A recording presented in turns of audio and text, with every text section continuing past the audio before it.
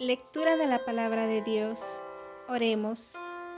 Amado Señor, en esta mañana le ruego sabiduría para poder entender su palabra, que su palabra se quede grabada en mi mente y en mi corazón. En el nombre de Cristo Jesús. Amén. Libro de Hechos, capítulo 4. Pedro y Juan ante el concilio. Hablando ellos al pueblo, vinieron sobre ellos los sacerdotes con el jefe de la guardia del templo y los saduceos, resentidos de que enseñasen al pueblo y anunciasen en Jesús la resurrección de entre los muertos. Y les echaron mano, y los pusieron en la cárcel hasta el día siguiente, porque era ya tarde. Pero muchos de los que habían oído la palabra creyeron, y el número de los varones era como 5,000. Aconteció al día siguiente que se reunieron en Jerusalén los gobernantes, los ancianos y los escribas, y el sumo sacerdote Anás, y Caifás, y Juan, y Alejandro, y todos los que eran de la familia de los sumos sacerdotes, y poniéndoles en medio, les preguntaron: ¿con qué potestad o en qué nombre habéis hecho vosotros esto? Entonces Pedro, lleno del Espíritu Santo, les dijo: gobernantes del pueblo y ancianos de Israel, puesto que hoy se nos interroga acerca del beneficio hecho a un hombre enfermo, de qué manera éste haya sido sanado, sea notorio a todos vosotros y a todo el pueblo de Israel, que en el nombre de Jesucristo de Nazaret, a quien vosotros crucificasteis y a quien Dios resucitó de los muertos, por él este hombre está en vuestra presencia sano. Este Jesús es la piedra reprobada por vosotros los edificadores, la cual ha venido a ser cabeza del ángulo. Y en ningún otro hay salvación, porque no hay otro nombre bajo el cielo dado a los hombres en que podamos ser salvos. Entonces, viendo el denuedo de Pedro y de Juan, y sabiendo que eran hombres sin letras y del vulgo, se maravillaban y les reconocían que habían estado con Jesús. Y viendo al hombre que había sido sanado, que estaba en pie con ellos, no podían decir nada en contra. Entonces les ordenaron que saliesen del concilio y conferenciaban entre sí, diciendo: ¿qué haremos con estos hombres? Porque de cierto, señal manifiesta ha sido hecha por ellos, notoria a todos los que moran en Jerusalén, y no lo podemos negar.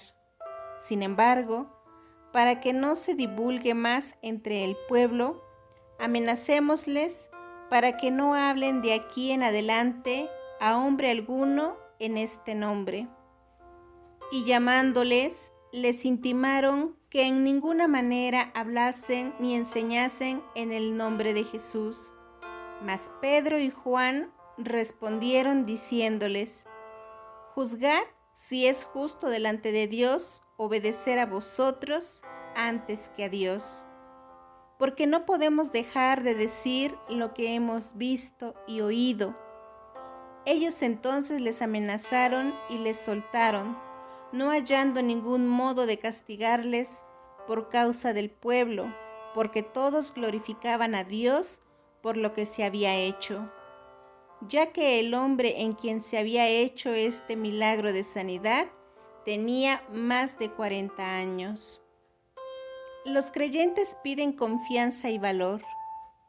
Y puestos en libertad, vinieron a los suyos y contaron todo lo que los principales sacerdotes y los ancianos les habían dicho.